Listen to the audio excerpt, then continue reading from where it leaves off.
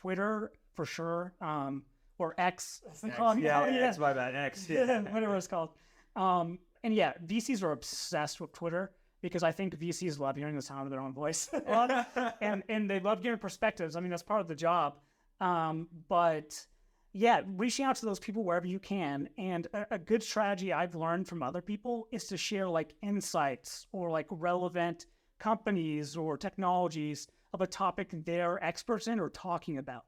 For instance, like if someone's like really big in real estate technology and they're talking about like, LiDAR technology to like map spaces, you could be like, well, I know the startup actually, a guy is a founder at UCLA with me. He's working on LiDAR technology in real estate.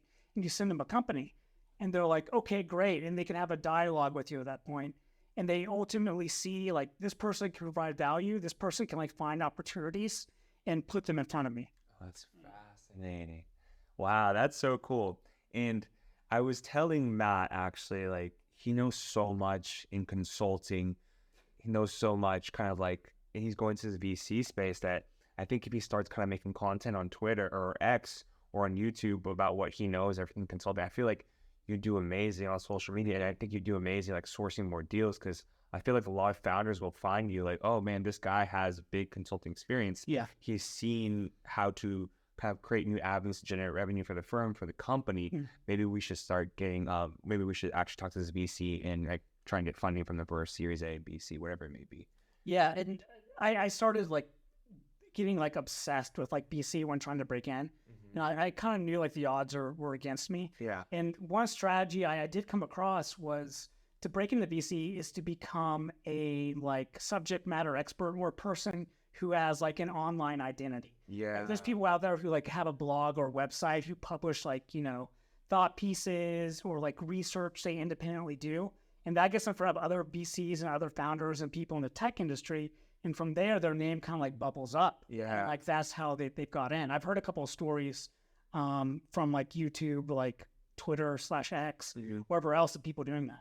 Isn't it crazy though now how like in today's day and age, personal branding and personal marketing of yourself is just so important, especially in the like professional and career world, especially with something like VC when you have so many like competitors out there who want to get into this.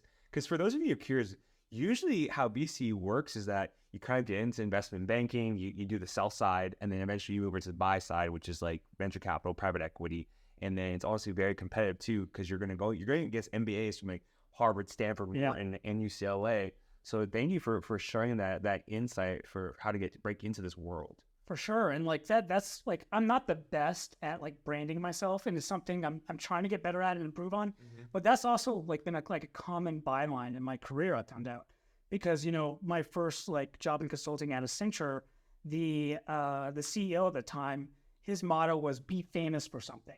And like, essentially saying like brand yourself, be known in your practice, be known among the like larger organization for what your skills are, what value you could bring to a project.